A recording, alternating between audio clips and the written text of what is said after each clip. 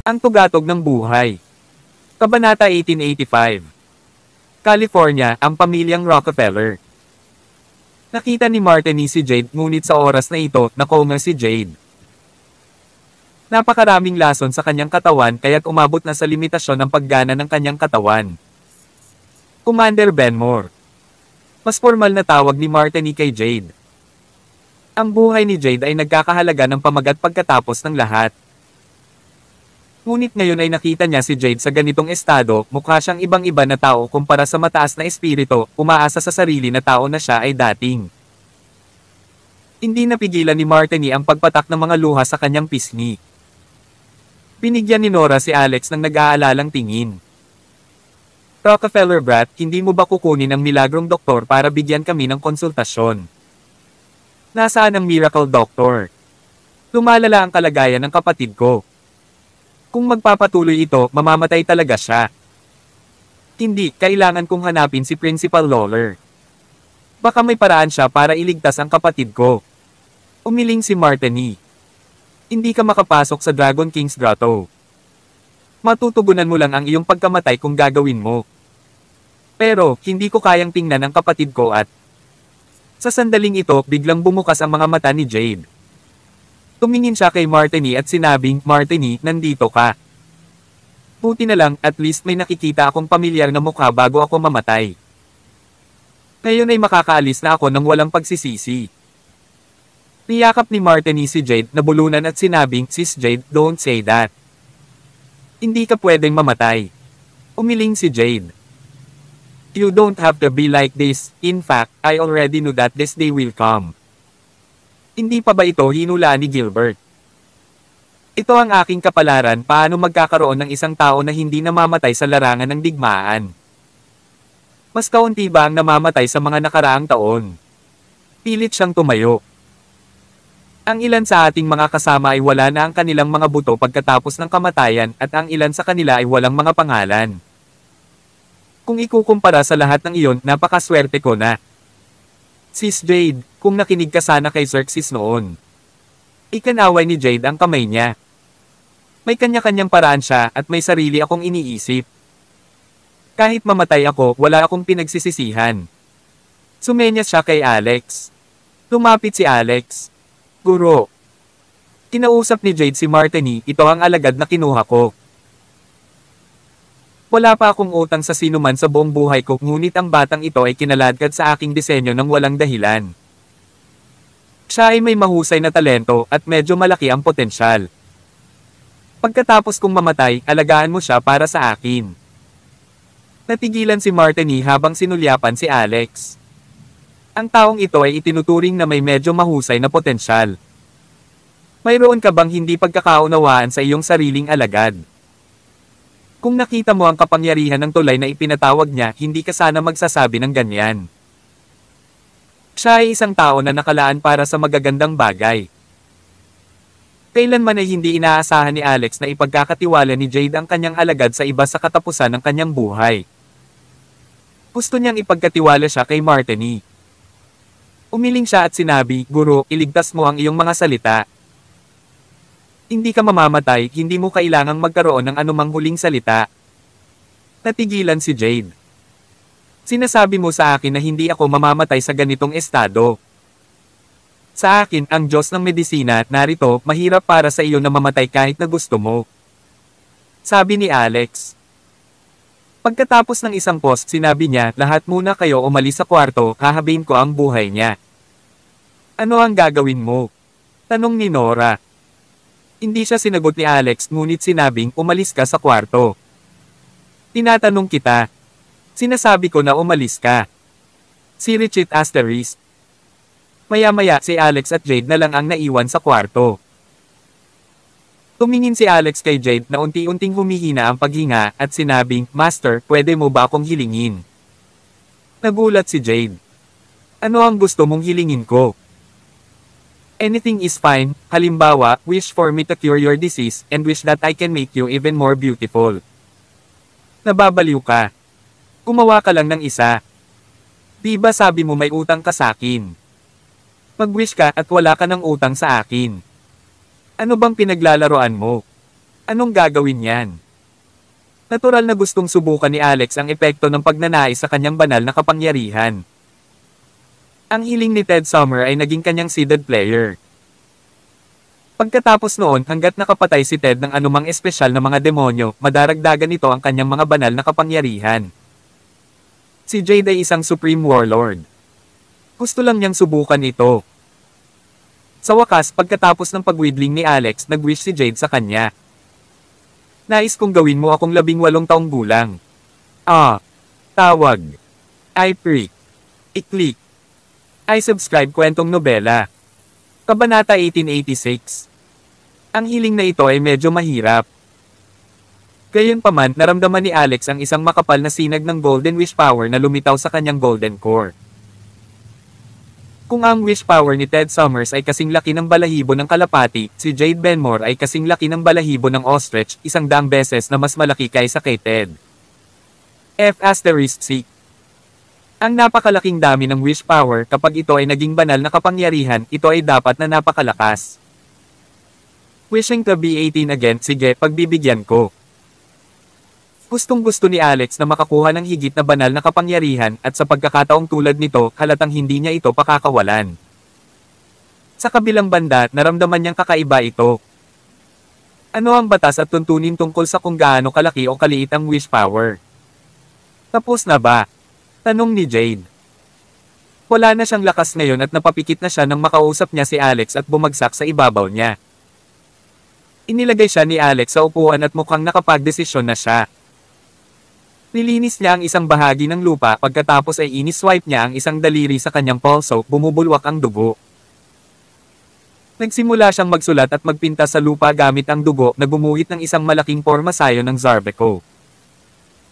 Sa Ultimate Book of Medicine, mayroong isang paraan na tinatawag na pahiram ng buhay.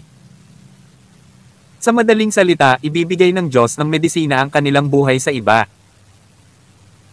Ang pamamaraang ito ay hindi karaniwang ginagamit, ngunit maaari itong ituring bilang isang kahanga-hanga, makadiyos na kakayahan sa ilang hindi maiwasang mga kalagayan.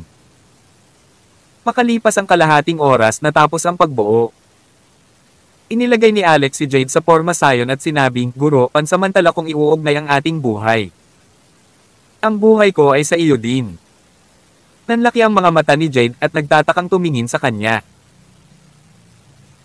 Hindi na kailangan, ang kasalukuyang life force ko ay masyadong mabilis na natupok at ito ay makakasira sa iyong habang buhay. Hindi ito katumbas ng halaga. Haha. Tumawa si Alex, kumikinang ang mga mata. Guro, bakit hindi mo pinakinggan ang payo ng iyong dating asawa noong nakaraan? Ibinigay mo ang iyong buhay para sa iba, nakipaglaban ka sa isang larangan ng digmaan para sa pangkalahatang publiko, at ibinigay mo ang iyong buhay para sa kanila. Bakit hindi ko mawala ng kaunti sa aking buhay alang-alang sa pagpapahaba sa iyo? Don't worry, matigas ang life force ko. Kunin mo lang lahat ng kailangan mo. Zarbeco Life Borrowing, halika. Whoosh! Ang mga daloy ng enerhiya ng dugo ay nagsimulang mabuo sa loob ng pagbuo. Ang enerhiya ng dugo dito ay iba sa mga mula sa Blood Suras. Napuno ito ng kapayapaan, init at sigla. Ang enerhiya ng dugo ay umiikot at umikot sa kanilang dalawa na parang maliliit na ahas, naghahabi sa loob at labas ng kanilang mga katawan. Hindi mabilang na mga primitive rune ang nagpapakalat sa kanila at lahat sila ay mula sa sinaunang Zarbeco Talisman Formation. Ramdam ni Jade na ang sarili niyang buhay ay nagkaroon ng misteryosong koneksyon kay Alex sa sandaling iyon. Sila ay pinagsama-sama para sa mabuti o masama. Napatingin si Jade kay Alex. Malambot at malambing ang kanyang mga mata. Mahiwaga ang buhay. Nalinlang niya si Alex na maging disipulo niya, ngunit heto siya, kusang loob na ibinabahagi sa kanya ang kanyang habang buhay. Siya ba ay isang tanga? Matagal na panahon na rin mula nang makaramdam siya ng kirot. Pero ngayon, natouch siya dahil kay Alex. Tungkol naman kay Alex, dahil desperado siyang makuha ang divine power mula kay Jade, pinilit niya ang kanyang sarili sa abot ng kanyang makakaya. Dagendong. Ginawa kitang 18 taong gulang ayon sa gusto mo. Biglang naramdaman ni Jade ang pagbuhos ng lakas ng buhay ni Alex sa kanya, ang kapangyarihan ng buhay ay lumulubog sa kanya tulad ng dagat. Alex, anong ginagawa mo? Tumigil ka, bilisan mo. Gayunpaman si Alex ang master ng Zarbaco Life Borrowing Formation at walang magawa si Jade kahit na gusto niyang lumaban. Pinagmasdan niya si Alex na pumuti sa kanyang mga templo at ang kanyang mukha ay tumatanda habang siya ay bumabata. Sa wakas, natapos na ang paghiram ng buhay. Lumapit si Jade para hawakan ang puting buhok sa tenga at sinabing, "Foolish boy, why are you so stupid? Babayaran kita ng 100 beses para sa regalo ngayon." Swoosh! Ang wish power sa loob ng golden core ni Alex ay naging divine power. Nang tingnan niya ang loob, biglang nayanig ang kanyang puso. Kabanata 1887. Banal na Shi Asterisk T, nakakuha ako ng napakaraming banal na kapangyarihan. Magkano ang natamo ko? Natulala si Alex sa mga nangyayari sa harapan niya. Ang banal na kapangyarihan na na-convert dati ni Ted Summers kung kalkulahin ayon sa mga puntos ay 10 puntos. Nang bumagsak ito sa kanyang ginintoang core, ito ay parang ilang mantsa ng tubig, isang spatter lang. Nang maglaon nang lumitaw ang Folly Bridge ng Persephone at linisin ang 12 ng mga Grovel Demons, pati na rin ang pagkaladkad kay Mariah Hamilton sa Infernal Hell, ang banal na kapangyarihan na nakuha niya mula doon ay halos 100,000 puntos lamang. Itinuring itong kaunting tubig lamang sa isang tasa ng panukat kapag pinupunan ng gininto ang core ni Alex. Gayunpaman, ngayon ang conversion ng wish power mula kay Jade ay tumama sa kanyang golden core na bumubuo ng pool ng divine power. Sa isang magaspang na kalkulasyon, ito ay hindi bababa sa 100,000 puntos ng banal na kapangyarihan. Hindi lang iyon, dati pa lang niyang binibigyang pansin ang wish power ni Jade pero sa totoo lang, may 3 pang golden wish power na kailangang lumitaw sa gilid. Ito ay mas mahina kaysa kay Jade ngunit mas malakas kaysa kay Ted. Nakatoon si Alex at napagtanto na ito ay ang lakas ng pagnanasa mula sa 3 babaeng nakatayo sa labas ng pinto. Martini Mayer, Nora Stewart, at Freya Mayer. Matapos matagumpay na ma-convert ang wish power ni Jade, ang 3 wish power na iyon ay nag-ambag din at pumasok sa pool ng divine power. Mayroong dagdag na 20,000 puntos ng banal na kapangyarihan mula sa kanila, pangunahin mula kay Martini at Nora. Hindi mapigilan ni Alex na matawa.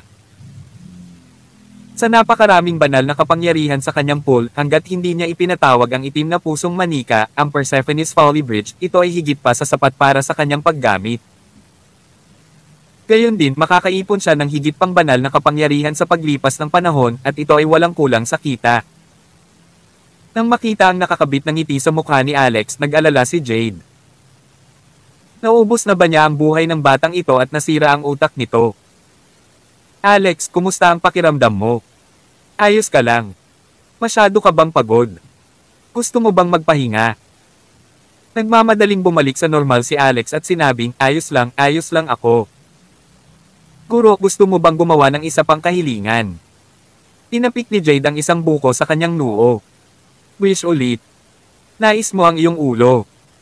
Bilisan mo, maupo ka, magpahinga ka na. Umiling si Alex pagkatapos ay kumuha ng isang dakot ng mga table tasks mula sa kanyang storage bag at nilunok ang mga ito. Master, ibinahagi ko na sa iyo ang aking life force ngunit ayon sa dami ng mga lason sa iyong katawan, hindi ito magtatagal. Ang pinakakagyat na bagay na dapat gawin ngayon ay upang mahanap ang tunay na pinagmulan. Nakakuha na ako ng clue bago ito at ang lason sa katawan mo ay dapat na nauugnay sa blood cult. Bang! Nagmamadaling pumasok ang ilang taong naghihintay sa labas. So, ang sinasabi mo ay ang mga tao ni Colton ang nagtanim ng lason sa katawan ng kapatid ko. Sabi ni Nora. Nang matapos siyang magsalita, sinulyapan niya ang kasalukuyang anyo ni Jade at napabulalas kaagad, ay nako. Oh. Ikaw ba ang kapatid ko? O maaari kang maging anak sa labas ng kapatid ko? Habang si Jade ngayon ay mukhang mas maputi, ang kanyang balat ay makinis at malambot. Ito ay isang hindi kapani-paniwalang hitsura ng kabataan. Siya ay naibalik sa kanyang hitsura noong siya ay 18 taong gulang. Hindi pa alam ni Jade ang tungkol dito at nang marinig niya ang mga salitang iyon, sinabi niya, Nora, ano ang sinisigawan mo? Anong illegitimate daughter ang sinasabi mo? Ate, ikaw ba talaga yan? Sabi ni Nora. Masyadong nakakaloka. Paano ka naging ganito? Naalis na ba ang lason? Hindi, ano na ba ako? Kay ikaw. Nagbalik ka sa pagiging napakabata. Nakahanap si Freya ng salamin sa oras na ito at inilagay ito sa harap ni Jade. Tumingin si Jade sa salamin at nagulat din siya. Oh my God, ako ba ito? Talaga? Alex K ka. Seryoso ka? Baliw ka ba? Tawag. I-freak. I-click. I-subscribe kwentong nobela. Kabanata 1888. Si Alex ang nagpabata sa'yo. Sabi ni Nora. Nakakamangha. Anong katakatakang pagkakagawa at lubhang katakataka? Alex, bilasan mo, gawin mo din sa'kin. Gusto ko ring maging 18 years old. Ang mga kababaihan ay hindi kailanman makalaban sa tukso ng pagiging mas bata. Maging si Martin Mayer ay nakatingin kay Jade Benmore na malinaw sa kanyang mukha ang mga intensyon. Sabi ni Jade, Nora, huwag kang magsalita ng kalokohan. Naiisip mo ba na magagawa ito sa pamamagitan lamang ng pag-inom ng gamot o operasyon? Mataas ang gastos. Tingnan mo ang itsura ni Alex ngayon. Ibinahagi niya sa akin ang kanyang buhay. Ang lahat ay nakatutok sa pagbabago ni Jade, nakalimutan nilang tingnan si Alex na ang likod ay nakaharap sa pintuan. Nang tumingin sila sa kanya, ito ay upang makita ang kanyang buhok ay puti na lahat at siya ay mukhang may edad na ng ilang dekada. Ito. Alex, paano ka naging ganyan? Alex, nako, ang magiging manugang ko. Huwag mong takutin ng ganito ang iyong ina. Lumipat ang tingin ni Jade kay Martini at Freya dahil doon natigilan. Tungkol naman kay Alex, ikinaway niya ang kanyang kamay at sinabing, I'm fine. Ngunit kailangan nating magmadali at pumunta sa Japan sa lalong madaling panahon. Ang lason ay may kaugnayan sa blood cult. Mayroong sangay ng blood cult sa Japan at lubos kong pinaghihinalaan na ang lason na ito ay konektado kay Carol Rockefeller. Marahil siya ay naging isang mahalagang figure sa blood cult. Higit sa lahat, nagpunta siya sa Japan para hanapin ang Blood Witch, kaya ang lason na ito ay maaaring magmula sa mga kamay ng Blood Witch. Kung ang lason sa Master ay hindi gumaling, kung gayon ang ating puwersa sa buhay ay mabilis na mauubos at ito ay malapit ng maubos. Kung gayon, umalis tayo kagad, sabi kagad ni Nora. Kailangan kong magtipon ng ilang Masters para sumama sa akin, sabi ni Alex. Mahirap na noong na-encounter namin si Mariah. Natatakot ako na si Carol ay mas makapangyarihan kaysa sa kanya. Napakalakas ng tulay mo. Anong kinakatakutan mo? Tanong ni Freya. Umiling si Alex. Iyon ay isang beses na consumable item. Ito ay walang silbi pagkatapos ng isang paggamit. Kung narinig iyon ng Two Spirit ng Persephone's Folly Bridge, malamang na tumalon siya muli. Si Richit Asterisk. Habang pinag-uusapan ng lahat ang bagay na ito, bumalik si Dorothy at ang iba pa. Isang grupo ng mga kababaihan ang pumasok sa silid at ito ay isang grupo ng mga nakamamanghang magagandang babae. Sandaling natigilan si Nora at ang iba pa. Hindi inaasahan na ang unang sumaksak kay Alex ay si Beatrice Essex. Beer-in-law, bakit naging matanda ka na? Oh my gosh, sinong show lang naging dahilan kung bakit ka nagkaganito? Ayos ka lang. Ang batang babae ay walang pinigilan at ipinakita ang lahat ng kanyang tunay na damdamin at ang mga salitang sinabi niya ay halos mawala ng malay sa lahat. Inaila ni Claire Essex pabalik ang kanyang anak at sinabi sa mahinang boses, bakit ka ba nag-aalala? Hindi pa nga nagtatanong ang ate mo, tuloy-tuloy ka na lang. Pagkatapos tiningnan ni Waltz at Maya ang estadong kinaroroonan ni Alex at mas masakit ang kanilang puso kaysa sa mga sugat na mayroon sila.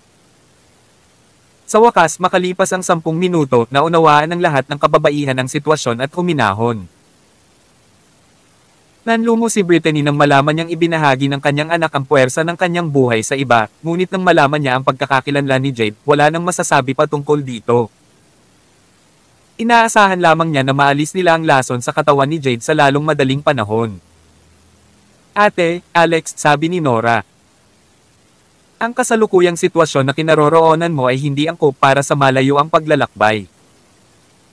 Paano ito? Si Old Jim at ang iba pa ay nasa California na ngayon. Lahat sila ay nagretiro na sa Flying Eagles kaya't mayroon silang maraming oras sa mga kamay at nagiging masakit sa AS. Maglalakbay lang kami kasama sila sa Japan at kahit na kailangan naming maghukay ng 3 talampakan sa ilalim ng lupa, mahahanap namin si Carol Rockefeller. Ang Japan ay wala sa loob ng ating mga hangganan, sabi ni Jade. At kaya kailangan nating maging mas maingat sa internasyonal na impluwensya. Umuso si Nora, ang sinaunang hangganan ay nasa harap din ng Japan. Kung hindi dahil sa buong lakas nating lalaban, paano pa kaya ang Japan? Maghahanap kami ng kriminal ngayon. Kung ayaw nilang makipagtulungan, dapat ba tayong maupo at manood? Ayos lang, sister. Huwag kang mag-alala tungkol dito. Susundan din kita sa Japan, sabi ni Martini. Ilang beses na akong nakapunta doon at may kilala akong mga kaibigan. Si Alex naman, biglang may naisip. Si Jaden Fleming ang pumirma ng soul contract sa kanya. Nakapasok na siya sa blood cult sa pamamagitan ng pagmumukha ng isa sa kanilang mga messenger.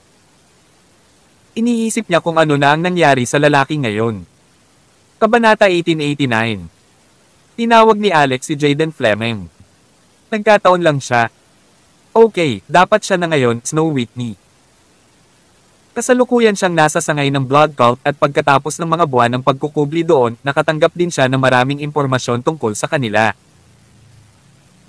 Ngunit nang magtanong si Alex tungkol sa Blood Witch, hindi siya makapagbigay ng anumang impormasyon na nagsasabi na hindi pa niya narinig ang pangalan noon. Alinmang paraan, naroon siya upang magbigay ng suporta na maaari ring mapadali ang mga aksyon ni Nora at ng iba pa. Si Alex ay kasalukuyang hindi nakakapunta sa Japan kasama ang kanyang kondisyon sa ngayon. Sa isang banda, pagkatapos ng pagpapahiram ng kanyang puwersa sa buhay sa ibang tao, ang kanyang katawan ay nakakaranas ng isang tiyak na antas ng patuloy na pagtanda. Kung hindi dahil sa katotohanang nasa kanya si Nilo mula sa Benares Dragon, malamang na mas malala ang proseso ng pagtanda. Ang mga mula sa tribong Benares Dragon ay may mahabang buhay.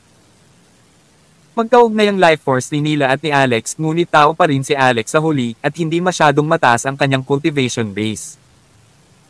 Hindi niya makukuha ang lahat ng puwersa ng buhay ni Nila.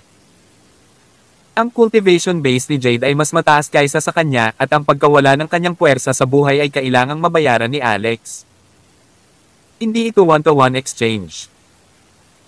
Sa bawat taon na maaaring matalo si Jade, kailangan niyang gamitin ang 10 taon ng buhay ni Alex upang mapunan muli. Sa makatuwid, kailangan niyang bawasan ang pagkonsumo ng puwersa ng buhay ni Jade. Sa kabilang banda, walang silbi si Alex na magtungo sa Japan ngayon. Mas mabuting ipaubaya ito sa isang profesional na tulad ni Nora. Walang oras na mawala. Kinuha ni Nora at Martini ang 8 iba pang masters na nagretiro na sa Flying Eagles at dumiretso sa Japan. Si Richit Asterisk. Sa gabi, natutulog sina Alex at Dorothy sa iisang kama at wala nang ibang ginagawa.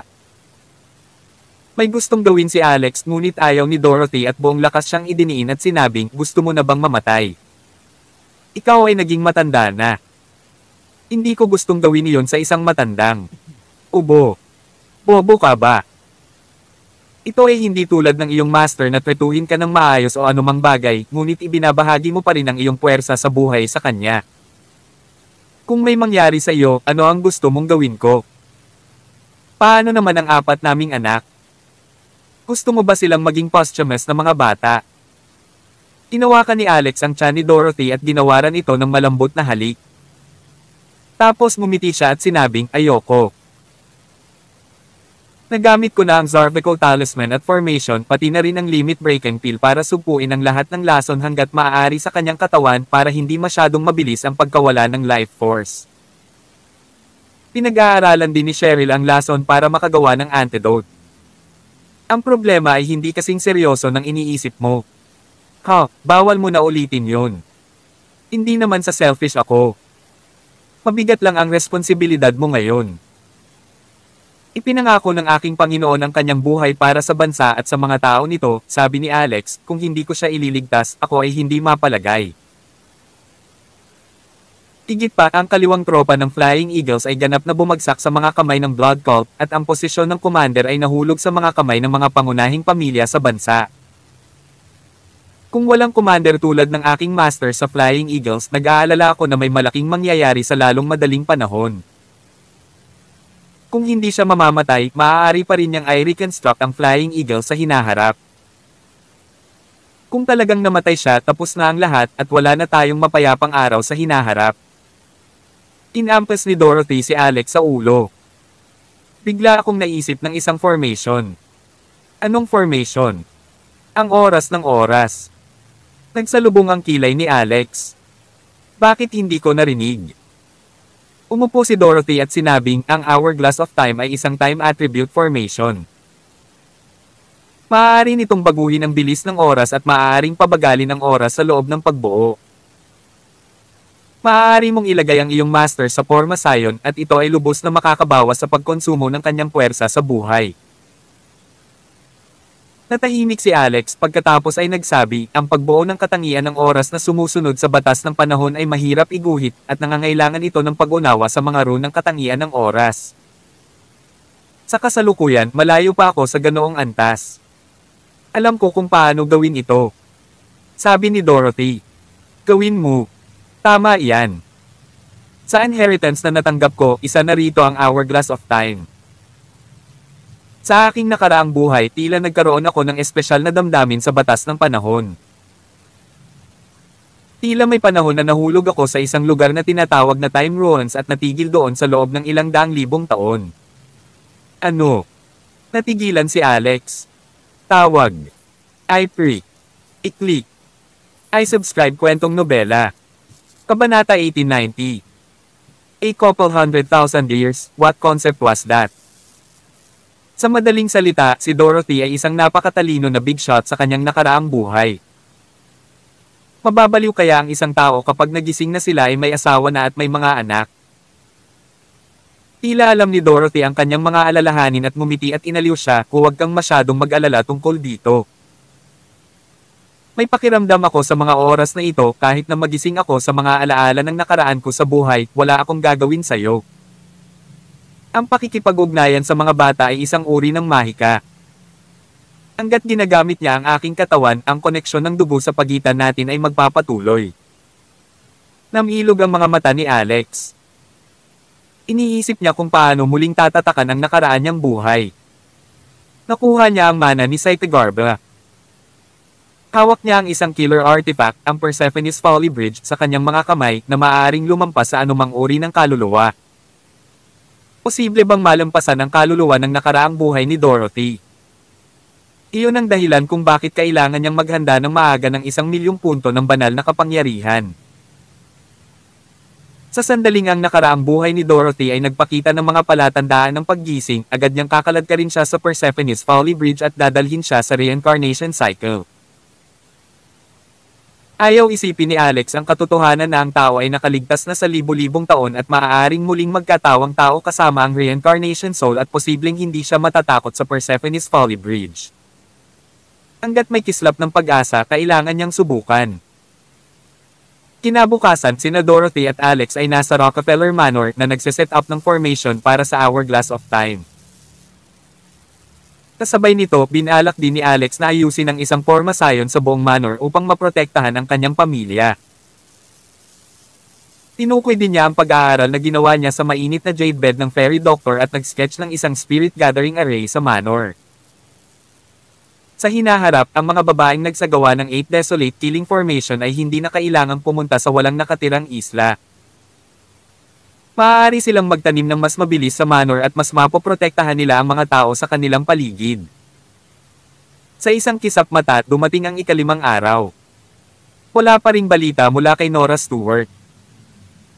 Sa kabilang banda, ang pag-unlad ni Cheryl ay medyo mabagal at mas maraming mga bloodline poisoning na pasyente ang ina-admit na walang mga palatandaan ng pagbagal. Nagpahiwatig ito na mayroon pa ring mga taong palihim na nagsasagawa ng pagkalason.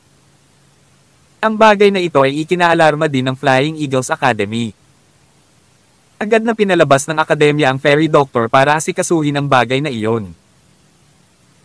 Ang fairy doctor ay naging isang tunay na babae ngayon at naramdaman na ang 3 araw ng hindi pagkikita ni Alex ay kasing haba ng 3 taon. Nang dumating sa atensyon ng Flying Eagles Academy ang usapin, dumiretso siya sa opisina ng registrar upang ialok ang sarili upang ayusin ang kaso. Pagkatapos sumugod siya sa Long Beach nang walang tigil. Tinawag niya si Alex, "Alex, nasaan ka?" Nang sagutin ni Alex ang tawag, kasama niya sina Dorothy at Beatrice. Saglit na tumibok ang kanyang puso sa kanyang dibdib at nagmamadali siyang sumagot, "Instructor, nasa bahay ako." "Kung gayon, hulaan mo kung nasaan ako ngayon?" Tanong ng fairy doctor sa malinaw at masayang tono. Sinulyapan ni Alex ang magkapatid na sex saka sinabing, "Are you out of the academy?" "Kasama ko ang aking asawa at ang kanyang pamilya ngayon. Gusto mo sunduin ka namin?" Sinisikap niyang sabihin sa kanya ng maaga na ang kanyang asawa ay nasa malapit upang hindi ito magsuka ng anumang bagay na walang kaparerakon. Matalas ang tainga ni Dorothy at ang pagsasabi ng mga bagay sa pamamagitan ng telepono ay walang pinagkaiba sa pagsasahimpapawid nito ng malakas. Oo nga naman, naramdaman ng fairy doctor na binuhusan siya ng isang balde ng malamig na tubig at sinabing, "Hindi na kailangan, may hawak akong kaso sa Long Beach. Narinig ko na maraming tao ang nalason kamakailan at ako ay nagmamadali sa Mercy Hospital ngayon. Kung may kailangan, tatawagan kita para tumulong." Natigilan si Alex. Hindi ba ibig sabihin nun ay makikipagkita siya kay Cheryl? Kabanata 1891. Tapos na ang tawag. Ipinasa ni Beatrice Essex kay Alex ang isang piraso ng hiniwang mansanas at sinabing, "Bro-in-law, bakit ka pinatawag ng instructor mo? Parang babae. Pareho kayong may magandang relasyon." Pagkasabi niya nun, nakita ni Alex si Dorothy na sumulyap sa kanya. Gayunpaman, walang anumang espesyal sa kanyang ekspresyon. Naiisip lang ng kapatid niya ang asawa ni Dorothy at bahagyang sumakit ang ulo ni Dorothy. Siya ay madalas na lumipad sa galit sa kadahilanang ito at natalo pa niya si Beatrice para dito, ngunit tila wala itong gaanong epekto. Sa puso ng dalaga, may hindi maipaliwanag na kalakip na nakaukit sa kanyang mga buto. Nang maglaon, nakipag-usap si Dorothy kay Beatrice ng malalim at nakahanap ng maraming kasaysayan sa pagitan nina Alex at Beatrice. Bilang karagdagan, naroon din ang banta ng kanyang nakaraang buhay. Ramdam ni Dorothy na palapit na siya ng palapit sa pagmulat ng dati niyang buhay ngayon. At nagbago ang kanyang kaisipan. Kung talagang hindi kayang bitawan ni Beatrice si Alex, mas mabuting hayaan na lang ito. Hindi bababa sa kapag nawala ang kaluluwa ni Dorothy at wala na siya sa sarili, maaari pa rin siyang mahalin ng kanyang kapatid at bantayan ang mga anak ni Dorothy habang sila ay lumalaki. Si Dorothy ay walang katulad na kadalian kung ito ay ibang mga babae kumpara sa kanyang kapatid na babae. Iyon ang dahilan kung bakit mula sa araw na iyon, nang siya ay pumunta sa walang nakatira na isla, itinuro niya kay Beatrice ang kanyang mana, at kahit nasa kapinsalaan ng kanyang mga kasanayan, tinulungan ni Dorothy si Beatrice na maglagay ng matatag na pundasyon. Sa sandaling ito, nakapasok na rin si Beatrice sa hanay ng Master at naabot na niya ang kaharian ng Divine Transcendence, nahuhuli lang kay Alex ng isang antas. Ito ay labis na ikinainggit ni Waltz dahil noong nakaraan, madaling mapatay ni Waltz si Beatrice sa loob lamang ng ilang segundo. Sino ang mag-aasam na liliiko ang mga alon kung saan ang magkapatid na Essex na hindi itinuring ni Waltz na mahalaga sa nakaraan ay ganap na nagbago ng lahat sa paligid. Kalimutan ng tungkol sa nakatatandang kapatid na babae na naging Tia Rockefeller, ngunit kahit na ang nakababatang kapatid na babae ay nalampasan siya sa mga tuntunin ng mga ranggo. Paanong hindi siya malungkot dahil doon?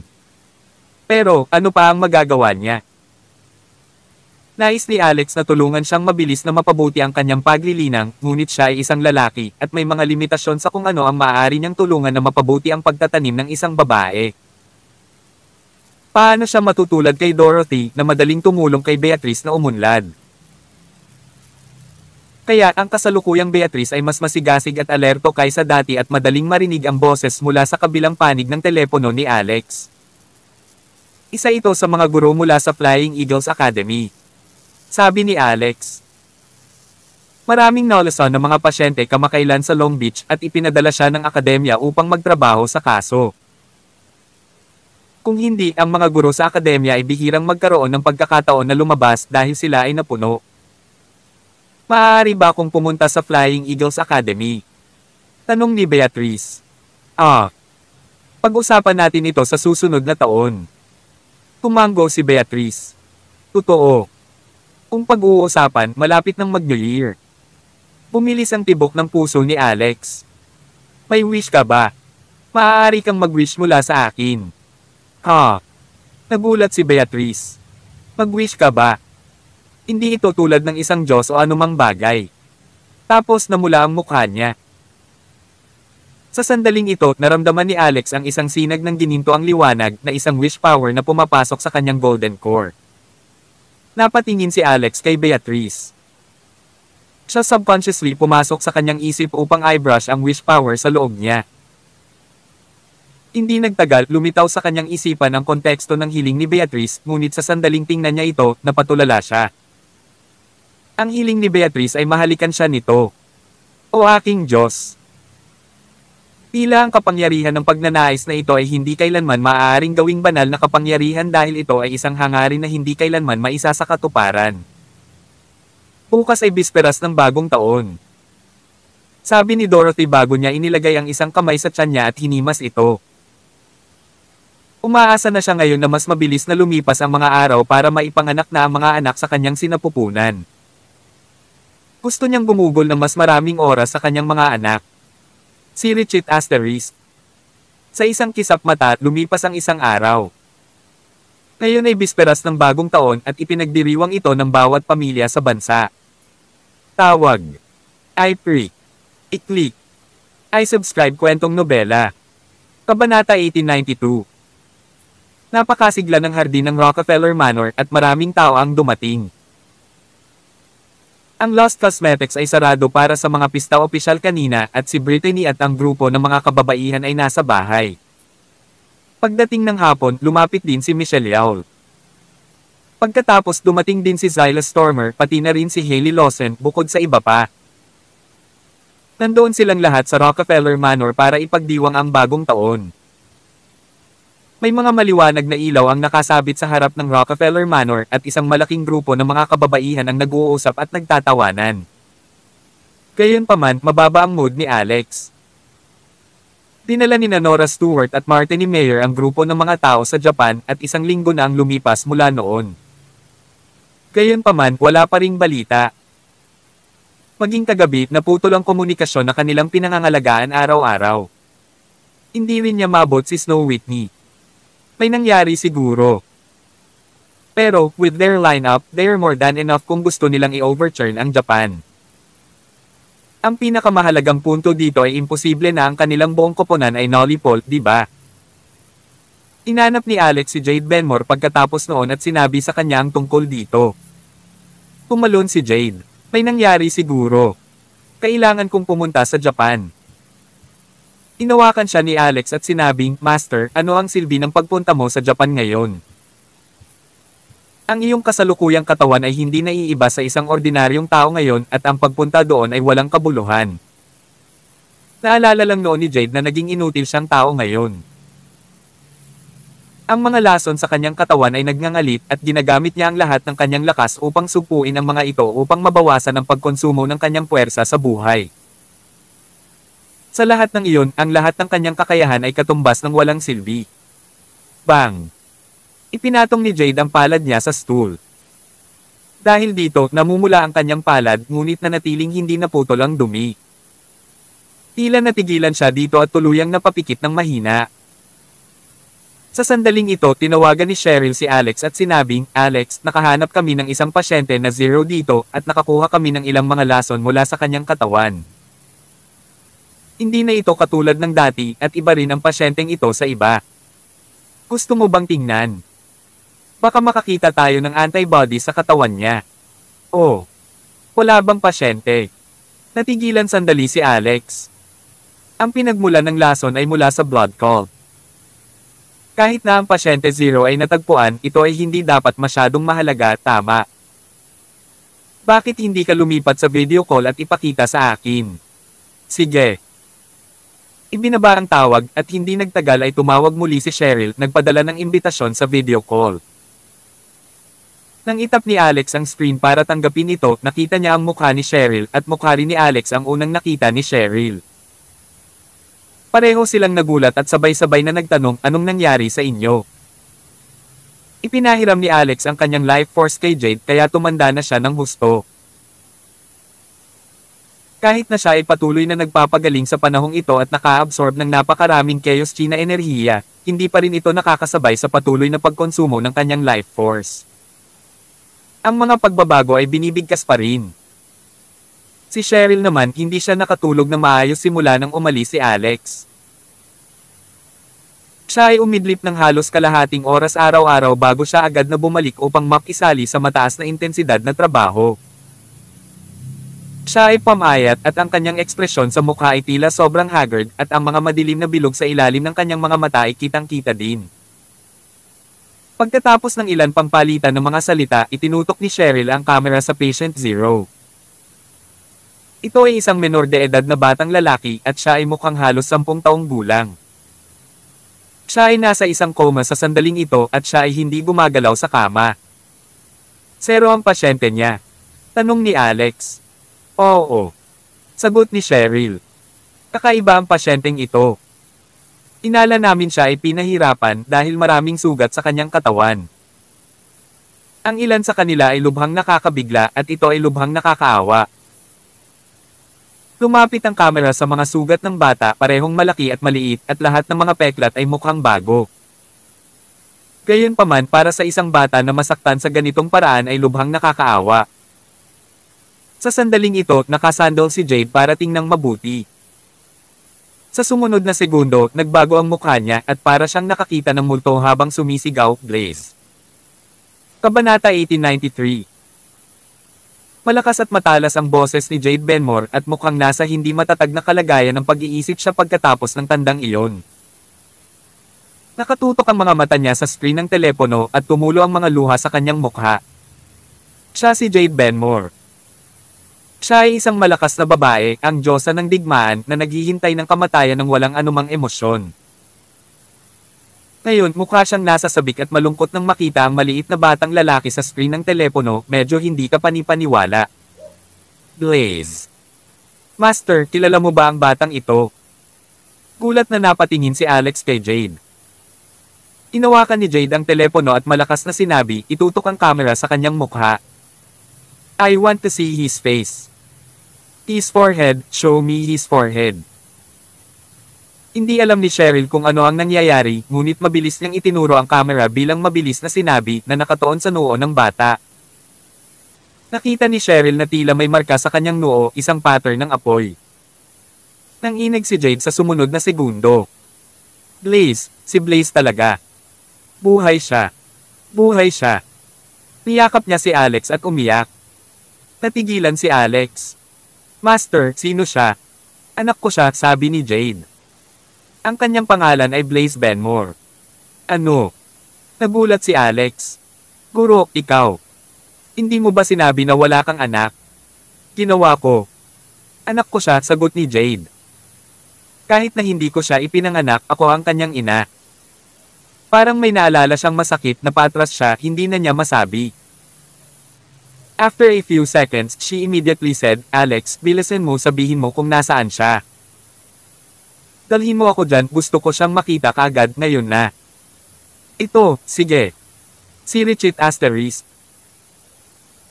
Mabilis na kinausap ni Alex ang kanyang pamilya at nang mabalitaan ng lahat na natagpuan na ni Commander Benmore ang kanyang nawawalang anak, masaya sila para sa kanya at natural na hindi nagsalita ng isang salita ng protesta para pigilan sila. Magalang na sabi ni Maya, gusto mo bang ihatid kita doon? Kung tutuusin, wala sa kanila ang nasa mabuting kalagayan. Kinawayan ni Alex ang kanyang kamay at sinabing, ayos lang. Isasama ko si Whitey. Magiging maayos ito. Pwede na kayong maghanda ng pagkain. Babalik kami kaagad. Oo nga pala, gusto kong tumawag ng ilang iba para pumunta sa bisperas ng bagong taon mamaya, okay lang ba? Bahala ka, sabi ni Maya. Gaano karami ang gusto mong tawagan? Sige.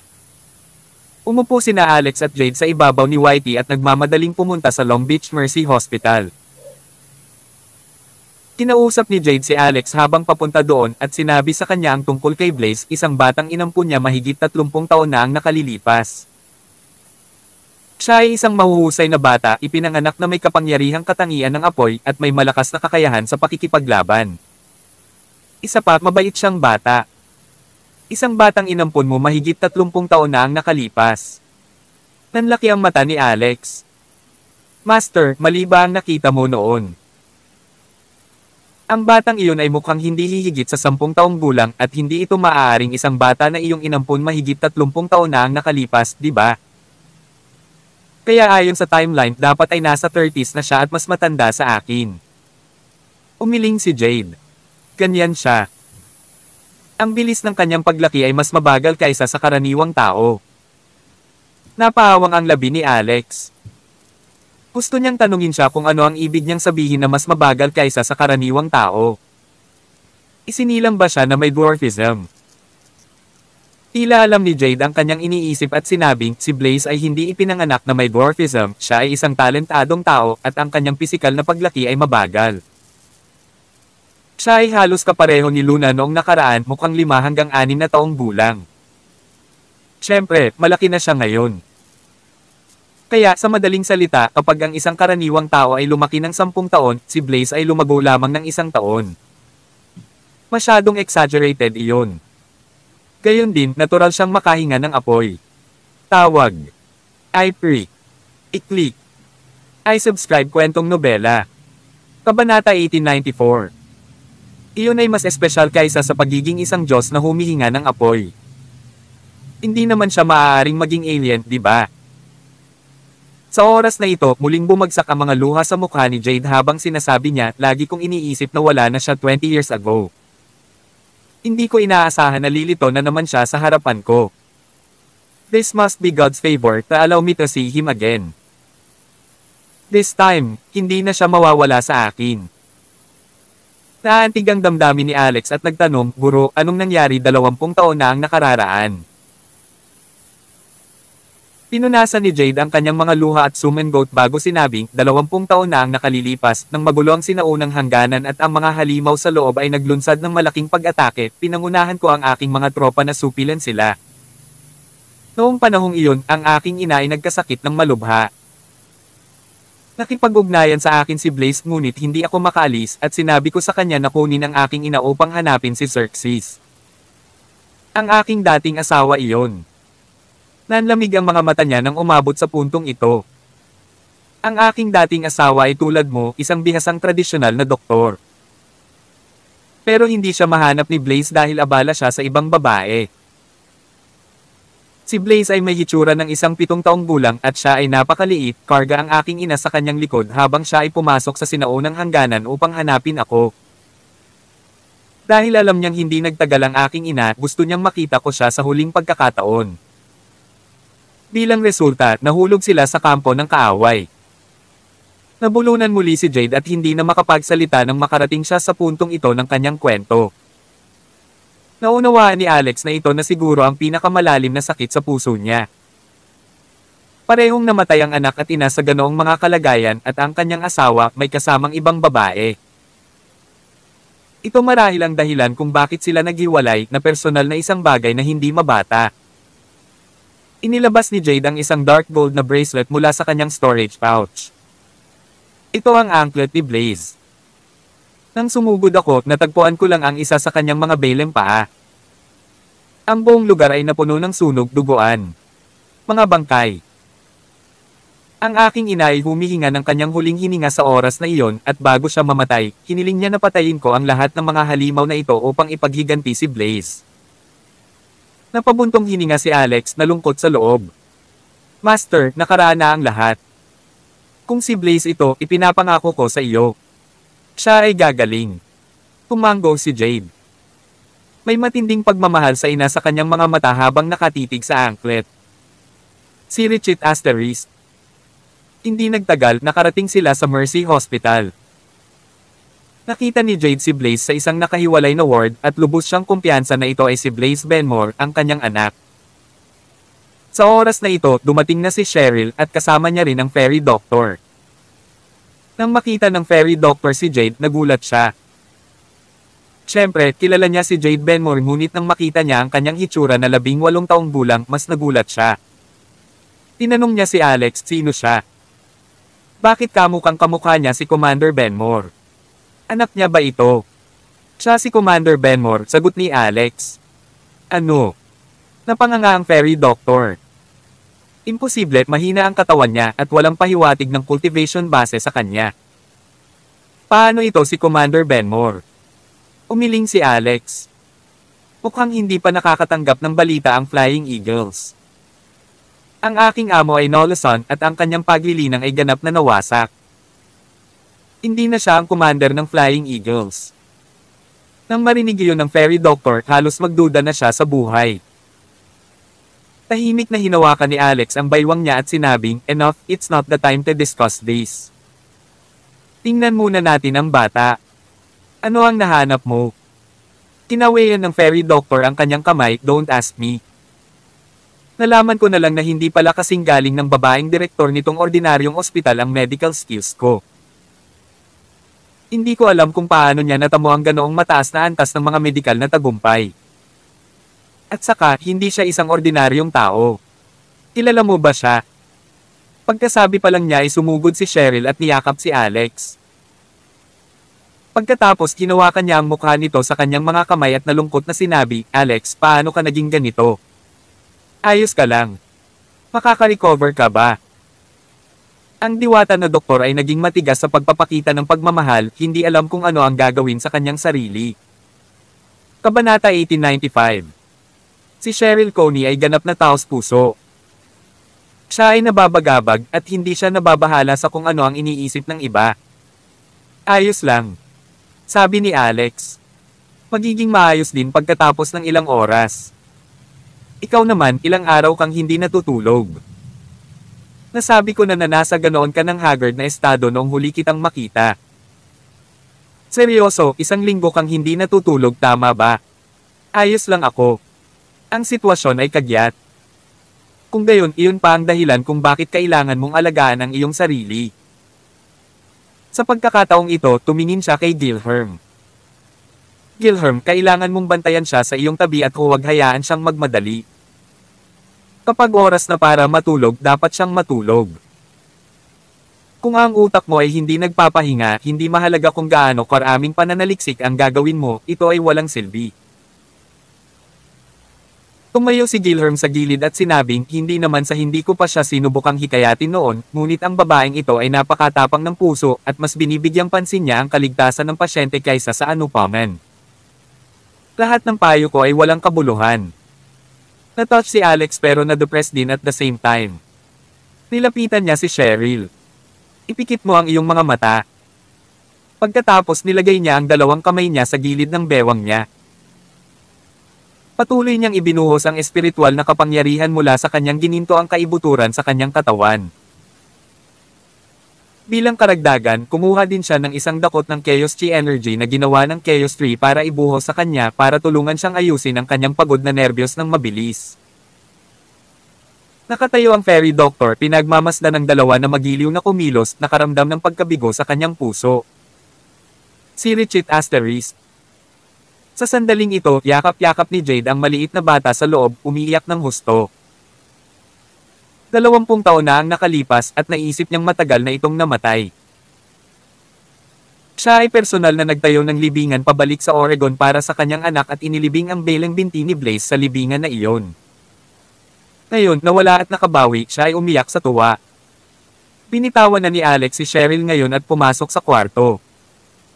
Kinailan ni Jade si Alex at sinabing, Alex, halika, tingnan mo ang anak ko. Mahina ang kanyang paghinga. Nasa panganib ba siya? Alex, kailangan mo siyang iligtas. Ibibigay ko ang lahat ng gusto mo. Master, sabi ni Alex. Kami ay pamilya at dapat tayong magkaisa. Siyempre, gagawin ko ang lahat para matulungan siya. Binigyan niya si Blaze ng 1 beses gamit ang kanyang third eye pagkatapos ay kinuha ang kanyang pulso. Agad na kumunot ang noo ni Alex. Ano ito? Sabi ni Jade. Ano ang nakita mo? Kakaiba iyon. Nakasimangot pa rin si Alex. Pumasok na rin sa ward sina Cheryl, Gilherm pati na rin ang fairy doctor. Kakaiba talaga, sabi ni Cheryl. Wala pa akong na-encounter na ganito. Pumikit si Alex saka muling binuksan. Ang kanyang divine eye ay ganap na nabuksan. Tumingin ulit siya kay Blaze at may nakitang clue.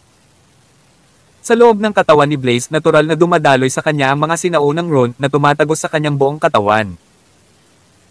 Ang kanyang pulso ay minsan parang magulong alon, minsan parang tuloy-tuloy na agos ng tubig. Gayunpaman sa tuwing humihinga siya, ang mga sinaunang ron ay nagbabago. Pinoprotektahan ng mga puwersang ito ang kanyang katawan. Bilang karagdagan, ang kanyang divine collection ay kalahating nabuksan. Nagpakawala ng mahabang hininga si Alex pagkatapos ay tumingin kay Jade at nagtanong, "Guro, saan mo nahanap ang batang ito?" "Nasira," sagot ni Jade. 33 taon na ang nakalipas. Nang sabihin niya yon, hindi maiwasang magkaroon ng panibagong pagdududa sa isip sina Cheryl at ang fairy doctor na walang kamalay-malay sa sitwasyon. Tungkol naman kay Alex, may kakaiba siyang titig sa kanyang mga mata habang sinasabi niya, "Master, strictly speaking, hindi tao ang anak mo." Lahat ng naroroon ay natigilan. "Alex, huwag kang magbubuga ng katarantiduhan," sabi ng doktor ng diwata. "Tao siya. Tinignan ko siya. Siguradong hindi siya demonyo. Hindi rin siya halimaw." "Hindi siya demonyo o halimaw o tao," sabi ni Alex. "Siya ay isang Diyos. Walang imak ang lahat. Tawag. I-pre. I-click. I-subscribe kwentong nobela." Kabanata 1896. Nagsalubong ang kilay ni Jade Benmore. "Alex, anong pinagsasabi mo?" "Ang mga rune ng regulasyon ay nagpoprotekta sa kanyang katawan," sabi ni Alex. "At ang kanyang likas na banal na koleksyon ay kalahating nakabukas at mayroon siyang 3 pulso na hindi katulad ng nakita natin sa mundong ito. Siya ay isang likas na ipinanganak na Diyos. Kung hindi siya isang supling na maingat na pinalaki ng isang taong napakalakas, maaaring siya ay isang reincarnation sa halip. Kaya, guro, noong sinabi mong nawalan siya ng paa noon, ngunit ngayon ay mayroon na siyang malusog na paa, ito ay dahil sa regenerative function ng kanyang banal na katawan." Habang nakikinig si Jade, mas malapit nang lumuwa ang kanyang mga mata. "Ang aking anak ay isang Diyos. Hindi ka maaaring magsalita tungkol sa mga alamat, tama ba?" sabi ni Cheryl. "Tama, oo, naalala ko na ngayon," sabi ni Gilherm. "Minsan sinabi ng aking Panginoon na ang katawan ng isang Diyos ay may 3 pulso, at mayroong 3 set sa kabuuan, at hindi sila maaaring magkukulang ng kahit isa sa kanila. Sila ay pinaghiwalay sa isang pulso ng tao, isang walang kamatayang pulso, at isang banal na pulso. O aking Diyos, lagi kong iniisip na ang mga Diyos ay kathang-isip lamang at wala silang lahat. Hindi ko inaasahan na nag-e-exist talaga sila sa mundo." Napangiti si Alex. Halatang naniniwala siya sa mga Diyos. Si Saitegarba ay itinuturing din na isang Diyos at ang kanyang mga ninuno ay mga Diyos din.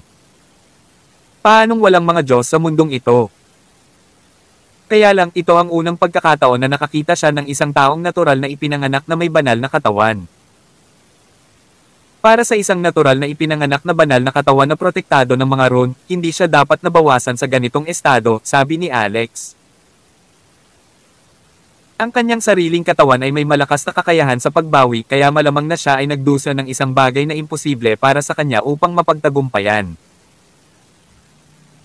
Kung hindi ako nagkakamali, may nag-aaral sa kanyang katawan at nag-inject ng mga lason sa kanya para supuin ang kanyang regenerative ability. Iyon ang dahilan kung bakit siya nasa ganitong estado. Nanginginig sa galit si Jade nang marinig niya ito at sumakit ang puso niya. "Cheryl, paano siya na-admit sa ospital?" tanong ni Alex. Agad namang tinawag ni Cheryl ang kinauukulan para lumapit. Minsang nagtanong siya, nalaman nilang naaksidente si Blaze kung saan nabangga siya ng isang motorsiklo. Tumakas na ang nakamotorsiklo matapos itong mangyari at hindi pa natatagpuan. Isang banal na katawan sa ganitong estado pagkatapos lamang mabangga ng isang motorsiklo. Sinong maniniwala dyan? Kaya, dapat mayroong isang mas malaking lihim sa likod ng pagtatago na ito. Gayunpaman kung hindi gising si Blaze walang makakaalam kung ano iyon. Agad namang tumawag si Jade sa tatition na si Eleanor Curtis. Eleanor, ako ito, Jade. Jade, ano ang pakiramdam mo ngayon? Nag-aalalang tanong ni Eleanor. Ayos lang ako, nahanap ko si Blaze. Ano? Blaze. Hindi pa ba patay? Noong taong iyon nang buhati ni Blaze ang ina ni Jade sa kanyang likuran at pumasok sa sinaunang hangganan, kasama ni Eleanor si Jade at alam na alam niya ang buong pasikot-sikot sa bagay na ito. Oo, gusto kong tingnan ang dati niyang kinaroroonan ngayon. Sige, may susuriin ako kaagad. Sa sandaling ito pinalo ni Alex ang siyam na Zarvico talisman sa katawan ni Blaze at sinabi kay Jade, Guro, huwag kang mag-alala, pinuprotektahan siya ng kanyang banal na katawan at nakaligtas sa patuloy na pagkalason bago ito. Wala nang magiging problema mula ngayon. Kailangan mo lang siyang bigyan ng oras at naniniwala akong gagaling siya ng mag-isa. Pagkatapos nilainggan niya si Cheryl at sinabing mayroon siyang banal na katawan at pinuprotektahan siya ng mga regulation rune at hindi dahil may mga antibodies sa kanyang katawan. Kahit na mayroon, malamang na imposibleng gamitin ito kahit na nakuha natin ito mula sa kanyang katawan. Hindi hahawakan ng katawan ng isang ordinaryong tao ang kapangyarihan mula sa mga regulation rune at malamang na mas mabilis nitong itulak ang kanilang mga katawan patungo sa kamatayan. Sige, New Year's Eve ngayon. Kahit na ikaw ang dean, kailangan mo ring magpahinga. Bakit hindi ka pumunta sa bahay ko para sa bagong taon? Natigilan si Cheryl saglit. Sa inyong bahay. Ayaw sa akin ng asawa mo, di ba? Takot ka ba? Hindi ako. Hindi naman kasi kayong dalawa ang may marriage certificate so all of us are on equal grounds. Di nagtagal lahat kasama si Blaze ay pumunta sa Rockefeller Residence sa California. Nang mapansin ni Dorothy Asek si Cheryl, ngumuso ito. Dr. Coney, ano ang utang namin sa iyong marangal na presensya sa aking bahay ngayong bisperas ng bagong taon? Inayla ni Cheryl si Alex at ibinuga ang kanyang dibdib at sinabing pinapunta ako ng boyfriend ko. May pagtutol ka ba? Kabanata 1897. Tumingin sa kanya si Dorothy Asek at tumawa. Dr. Coney, masasabi ko na ikaw ay isang tradisyonal na babae at isang birhen pa. Kaya, dapat akong maging responsable sa pagsasabi sa iyo na ang iyong kasintahan ay hindi ang uri ng lalaki na ikaw lang ang mamahalin sa buhay na ito. May oras ka pa para bumalik ngayon. Ang mukha ni Cheryl ay nagulat at galit sa parehong oras ngunit hinawakan niya ang kamay ni Alex at tumanggi na bitawan. Hindi inaasahan ni Alex na aatakehin ni Dorothy si Cheryl sa simula bago pa man pumasok sa pinto. Mukhang malalim pa rin ang sama ng loob ni Dorothy kay Cheryl simula pa lang. Kung hindi, bakit wala siyang sinabi kay Waltz o Maya? Nakaramdam siya ng kaunting panghihinayang sa pag-uwi ngayon ni Cheryl. Sa oras na iyon, siya ay natangay sa sandaling iyon. Nang naisip niya kung paano siya nag-iisa sa laboratorio, nag-aaral ng panlunas araw at gabi, at sa bisperas ng bagong taon, ito ay sobrang nakakaawa. Kaya naman niyaya niya itong kasama. Ngayon, parang may mangyayari. Nagmamadaling sinabi ni Alex, bisperas ng bagong taon. Bakit natin ito pinag-uusapan? Ito ay isang pagsasama-sama lamang para sa isang pagkain. Anyway, binibigyan ko lang siya ng paalala, sabi ni Dorothy.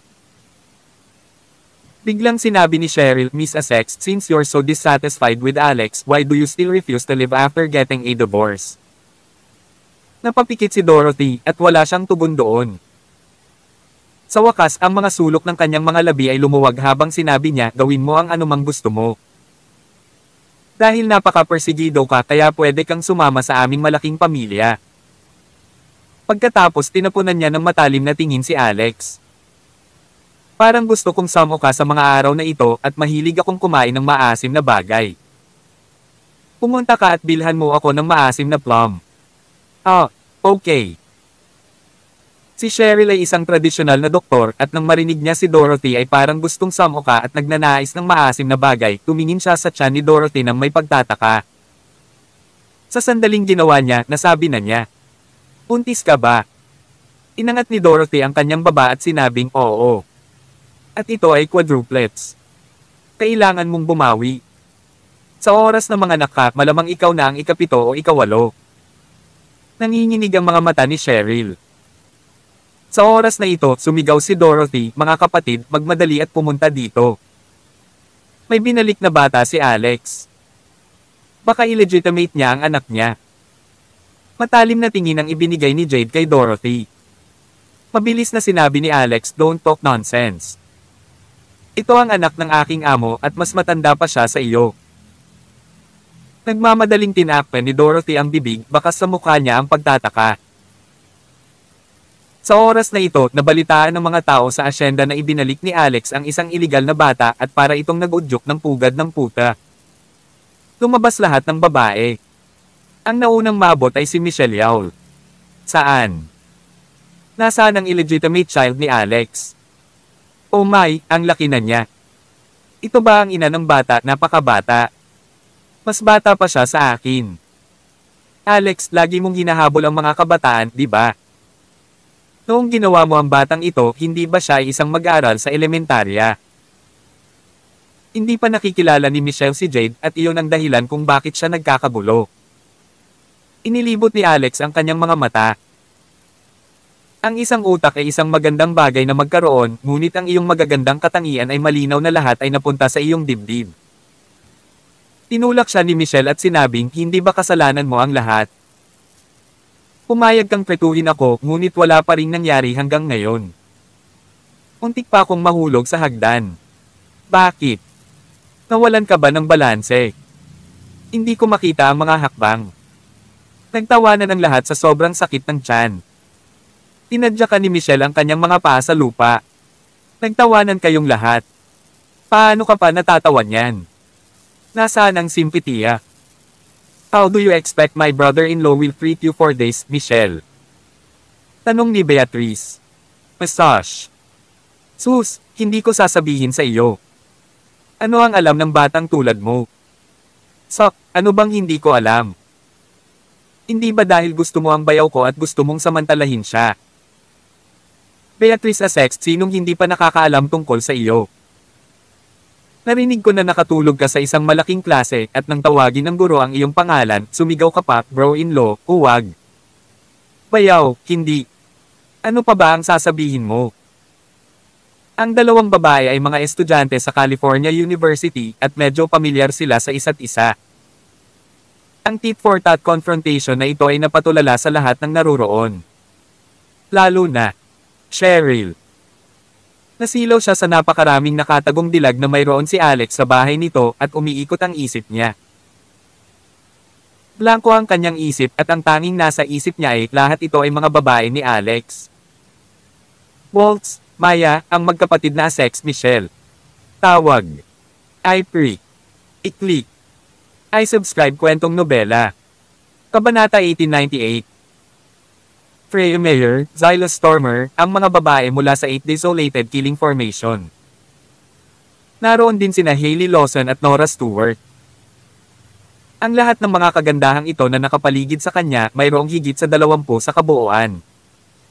Ito ay katawa-tawa. Itinuring ba niya ang kanyang sarili bilang isang emperador noong sinaunang panahon? Parang imitayan si Cheryl Coney sa sandaling ito. Tila naramdaman ni Dorothy Essex ang nakadudurog na pagkabigla ni Cheryl. Umiti siya kay Cheryl at sinabing, "Paano mo ito nahanap? Nakakataba ng puso ang pagsali sa malaking pamilya natin, di ba?" Mapatla ang mukha ni Cheryl at sinulyapan niya si Alex pagkatapos ay walang malay na umiling. "Hindi, ako. Hindi maganda ang pakiramdam ko. Mag-leave muna ako." Para sa kanya, ang bagay na ito ay parang isang bolt out of the blue. Kung hindi siya isang hamak, ano siya? Ang kanyang ama ay nagtaksil sa kanyang ina at itinulak siya sa kanyang kamatayan mula sa galit at si Cheryl ay kinasusuklaman pa rin siya hanggang ngayon. Ngunit si Alex ay may higit sa 20 babae at pakiramdam niya ay parang isang biro ang kanyang kontribusyon. Mahigit 20 babae, saang lugar siya naranggo sa puso niya? Higit 10. O mahigit 20. Ang kanyang mga mata ay namumula sa isang pagkakataon. Sinamantala niya ang pagkakataon na tumalikod at tumakas sa mansyon bago bumagsak ang mga luha. Nang makita ito ni Alex ay dali-dali siyang hinabol. Cheryl, saan ka pupunta? Napaluha si Cheryl at sinabing, huwag mo akong sundan. Kailangan kong kumalma. Inabol pa rin siya ni Alex ngunit tinalikuran siya nito. Huwag mo akong hawakan. Cheryl. Huwag mo akong sundan. Ang titig ni Cheryl ay parang kutsilyo at sinuntok siya nito ng matinding titig bago siya tumalikod at umalis. Sumunod naman si Gilherm at nagmamadaling sinabi kay Alex, Master, susundan ko siya. Magiging maayos siya. Huwag kang mag-alala. Ilang beses pinalo ni Alex ang ulo niya, gulong-gulo ang isip niya. Sinumpa niya kung gaano siya katanga. Alam na niyang na-trauma si Cheryl noon pero hiniling pa rin niya itong pumunta sa ganitong okasyon. Ano ang dapat niyang gawin ngayon? Lumapit sa kanya si Dorothy sa oras na ito. Nag-aatubili na palayain siya. Sinulyapan siya ni Alex at hindi nagsalita. Hoy, galit ka ba? Sisihin mo sa galit ko sa paghabol sa girlfriend mo. Hindi. Hindi ako ang nagalit sa kanya at nagpalayas sa kanya. Galit siya sa'yo. Sa kabutihang palad pareho kayong hindi pa umuunlad sa puntong iyon. Kung ang isang tradisyonal na babae na tulad niya ay ibinigay sa iyo ang lahat at nalaman na ikaw ay sinungaling sa huli, ano ang mangyayari sa kanya? Siya ay pupunta sa matinding haba. Hindi ako nagsinungaling sa kanya. Pero, nasabi mo na ba sa kanya kung ilang babae ka? Marami ba iyon? Binilang ito mismo ni Alex. Ang totoong deal ay si Dorothy. Tapos may Waltz, Maya, Phoebe, Luna, the Fairy. Doktor, pati si Zendaya. Tanging sina Waltz at Maya lang ang nasa normal na relasyon sa kanya at ang iba ay medyo komplikado. Gayunpaman, gaano man siya bilang hindi siya isang mabuting tao. 7 sa kanila para siyang emperador noong unang panahon na may harem. Puntong hininga. Siguro tama ka. Naging malamig ang ekspresyon ni Dorothy. You should be thankful na malapit nang magising ang dati kong buhay. Kung hindi, lahat ng mga asawang ito na mayroon ka, anuman ang kanilang mga pangalan, Waltz, Maya. Hindi ko hahayaang magtago ka ng kahit isa. Ngunit pagkatapos kong ipanganak ang aming 4 na anak at kung wala na ako, hayaan silang tawagin si Beatrice bilang kanilang ina. Anong ibig mong sabihin? Alamin mo sa sarili mo. Pagkasabi niya nun, tumalikod siya at bumalik. Kahabulin na sana si Alex nang may tumawag. Inilabas niya ang kanyang telepono upang makita na si Snowy iyon na matagal nang hindi nakikipag-ugnayan sa kanya. Kabanata 1899. Agad na sinagot ni Alex ang tawag ngunit hindi niya inaasahan na sa halip na boses ni Snow Whitey, boses ni Martin Mayer ang lumabas. Nababalisa siya sa telepono, Alex, I have limited time. Makinig ng mabuti, pumunta sa Flying Eagles Academy, hanapin ang gatekeeper, si Uncle Drake, at dalhin sa kanyang exorcism bell sa Japan sa Kaga. Sa sandaling makarating siya sa puntong ito, isang malakas na boom ang maririnig mula sa kabilang dulo. Pagkatapos tila isang madilim na boses ang narinig ni Alex bago biglang naputol ang tawag. Beep beep beep. Nang marinig ang tono ng isang pinutol na linya sa telepono, ang puso ni Alex ay tumibok ng husto sa kanyang dibdib. Alam niyang tiyak na nakaranas ng gulo si Martini at ang iba sa Japan. Nagmamadali siyang bumalik at nakita niya si Jade Benmore. Master, may sasabihin ako sa iyo. Tiningnan niya ang ekspresyon ni Alex at alam niyang may malaking nangyari. Napatingin ang lahat kay Jade at Alex na naglalakad papunta sa isang sulok at iniisip kung ano ang nangyari. Unti-unti ding tumahimik ang daldalan at tawanan na namamayani sa lugar mula sa pagdiriwang ng pagtatapos ng taon. Ipinaliwanag ni Alex ang nangyari kay Jade pagkatapos ay nagtanong, Guro, alam mo ba kung saan ang Izanami Shrine sa Japan? Hindi ko pa narinig, sabi ni Jade. Pero, si Uncle Drake mula sa Flying Eagles Academy ay isang hidden master. Isa siyang Dragon Guardian mula sa Exorcist Dragons. Dahil sinabi ito ni Martini sa iyo, dapat may dahilan. Paano ito? Mas pamilyar ang Fairy Doctor kay Uncle Drake kaya dapat pumunta ka kagad ng Fairy Doctor sa Academy. Kahit na bisperas ng bagong taon ngayong gabi, kailangan kong iwan ito sa iyo. Tumango si Alex. Una ang pagliligtas sa mga tao. Ang bagong taon ay maaaring ipagdiwang taon-taon. Si Richit Asterisk. Sa lalong madaling panahon, natagpuan ni Alex ang fairy doctor at sinabi sa kanya ang tungkol sa sitwasyon. Pagkatapos maikli niyang ipinaliwanag ang sitwasyon kay Brittany at sa iba pa bago umalis sa Rockefeller Manor. Gustong-gusto ni Freya na sundan sila, ngunit hindi pa rin sapat ang kanyang cultivation base kaya maaari lamang siyang maghintay ng may pagkabalisa sa manor. Upang pumunta sa Flying Eagles Academy, sasakay sila sa lumilipad na kayamanan ng fairy doctor. Isa itong magic board. Ito ay lubos na akma sa imahe ng fairy doctor. Ang paglalakbay ay makinis at mabilis na parang kidlat. Habang nagnanavigate sa long, umupo ang fairy doctor sa kondongen ni Alex. Niyakap niya ang leeg nito at sinabing, "Alex, hindi ko alam na sikat ka pala sa mga babae. Kaya wala akong pakialam kung gaano karaming babae ang mayroon ka." Pagkasabi niya nun, yumuko siya para halikan siya. Kung tungkol sa usapin kay Cheryl, medyo nalungkot si Alex at hindi talaga siya interesado. Gayunpaman, ang doktor ng diwata ay matyaga at pilit na sinubukang asarin siya hanggang sa siya ay nagalit. Then, she giggled at tumalon palayo sa kanya. "Wala ka sa mabuting kalagayan ngayon. Mas mainam na isave at i-recharge ang iyong enerhiya. Mas mabuti na ba ang pakiramdam mo ngayon?" Napakahirap pala ng fairy doctor para lang gamaan ang pakiramdam niya. Nagpakawala ng hininga si Alex. "Oo, gamaan ang pakiramdam ko."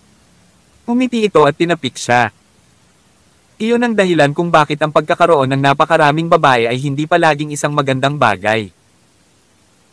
Una, hindi ka magkakaroon ng sapat na enerhiya, at pangalawa, ang iyong harem ay magiging hindi matatag. Sa katunayan, lahat ay may kanya-kanyang pananaw sa damdamin. Hindi ito makasarili. Ito ay isang katotohanan lamang. Ganyan din ba ang nararamdaman mo? Tanong ni Alex. "Of course," sagot ng fairy doctor. "I also felt uncomfortable and disappointed when I saw you embracing that female doctor unless wala akong nararamdaman para sa'yo. O kung may ibang lalaki sa puso ko." Nagsalubong ang kilay ni Alex. Umiti ang diwata na doktor sa kahinalikan ng gilid ng kanyang bibig. "Hindi ka ba komportable ngayon? Ito ay isang universal na prinsipyo. Kung gusto mo ng maraming babae na hindi ka iiwan, malaki ang gastos mo. Nakita ko ito mula sa aking ninong." Umiti ng pilit si Alex. Mahigit kalahating taon na ang nakalipas, hindi niya akalain na magkakaroon siya ng ganito karaming babae. Hindi niya kayang panatilihin ang isang babaeng mayroon siya, si Dorothy. Tawag. I-Freak. I-Click. I-Subscribe kwentong nobela. Kabanata 1900. At ngayon, ang mga bagay ay nagbago ng malaki. Kalimutan mo na. Dapat niyang tanggapin ang mga pangyayari ng may mabuting kalooban.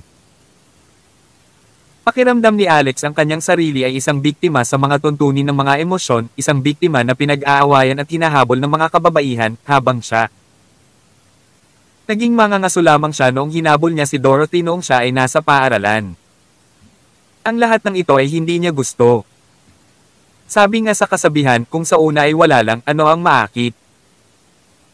Habang nakangiti siya ng pilit sa sarili, nakarating na sila sa Flying Eagles Academy. Pagkapasok ni Alex at ng fairy doctor sa gate, nakita nila ang ilang mga estudyante na nagbubulungan sa maliliit na grupo ng 2 hanggang 3, at ang ilan ay nagtayo pa ng mga booth para magsagawa ng negosyo. Nang maglaon, nalaman ni Alex na karamihan sa mga estudyanteng ito ay mula sa gossip club, at sa pamamagitan ng pagtitipon sa mga tarangkahan, maaari nilang kolektahin ang pinakabagong impormasyon tungkol sa paaralan at makipag-uusap sa isa't isa. Kahit na ang personal na impormasyon ay maaaring malayang ipagpalit dito. Nang matano nila ang doktor ng diwata ay agad nila itong binati. "Instructor Fairy Doctor, hello." Pagkatapos lumingon agad ang ilan sa kanila para batiin si Alex.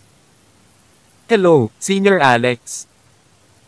Mas masigla pa ang ugali at sigla na binati nila sa kanya kaysa sa pagbeteng ibinigay nila sa diwata na doktor. Na-curious si Alex at tumingin sa isang chubby na estudyante at sinabing, "I'm not a senior." Ilang araw lang ako sa academy. Na-overwhelm ang chubby student sa Athens yung ibinigay sa kanya ni Alex at sinabing, "Senior, you're so humble. Ikaw ang estudyanteng pinakamabilis na nagtapos sa Flying Eagles Academy at isang alagad sa ilalim ni Commander Benmore. Ang iyong kaalaman sa pagbuo ay malalim. Ikaw ang modelo ng ating henerasyon." Ako si Stevie mula sa Gossip Club. Isang panghabang buhay na karangalan na makasama ka ngayon. Pwede mo bang ipa-autograph ang hita ko? Hindi alam ni Alex na sumikat siya dahil sa labanan sa Kala Temple dahil ang mga bumalik mula sa Kala Temple ay nag-leak ng kanyang impormasyon. Ngayon, isa na siyang mainit at sikat na figure sa akademya at maging sa leaderboard ng lakas ng labanan ng akademya, may mga hindi tiyak na komento na si Alex ay marahil ang pinakamalakas sa ranggo. Gayunpaman, ang mga komentong iyon ay panaklong pa rin. Ihilahin na sana ng chubby na estudyante ang kanyang pantalon para ilabas ang kanyang mga hita nang sumingit ang fairy doctor at sinipa siya sa isang tabi. Pagwala. Hindi lang ang chubby na estudyante ang hindi nagalit sa sipa mula sa mabangong binti ng diwata na doktor, ngunit tila siya rin ay mukhang naka-jackpot sa halip at masayang humahadjak sa sarili. Si Richit Asterisk. Hindi nagtagal parehong pumasok ang fairy doctor at Alex sa communication room ng gatekeeper upang hanapin si Uncle Drake na inaantok na. Diretso sa punto ang fairy doctor at sinabing, "Tito Drake, may nangyari kay Martini." Boom! Tarat-tarat. Si Uncle Drake, na tila tahimik gaya ng Dead Sea, at ang kanyang cultivation base ay hindi man lang nakikita, ay biglang nagmistulang isang bulkan na sumabog, ang essence na tumutulo ay tila dumiretso sa langit. Ang mga taong iyon sa pasukan ng akademya ay hindi makasigurado ng gayong mapang api na aura, at sila ay sumigaw at bumagsak sa lupa. Takot silang tumingin sa communication room at nagtaka kung ano ang nangyari sa loob. Ano ang nangyari sa Dragon Lord? Pumayo si Uncle Drake sa sandaling iyon. Lumalabas na ang mga kasalukuyang pinuno ng Exorcist Dragons ay may titulong Dragon Lord. Samantala, si Martini ang Dragon Lord ng kasalukuyang henerasyon na siya ring tunay na master ni Uncle Drake. Namangha si Alex sa lakas ng posisyon at pagkakakilanlan ni Martini at sinabing may nangyari sa kanya sa Japan. Sinabi niya na siya ay nasa ilang shrine na tinatawag na Izanami at hiniling sa iyo na dalhin ang exorcism bell at hanapin siya. And then, parang Koga or was it Kaga something. Ngunit pagkatapos naputol ang tawag at tiyak na nakatagpo siya ng ilang panganib. Mayroon ding 8 masters mula sa Flying Eagles kasama niya. Ang exorcism bell. Nang marinig iyon ni Uncle Drake ay nanlaki ang mga mata niya. Hindi mo narinig iyon ng mali, di ba? Till then.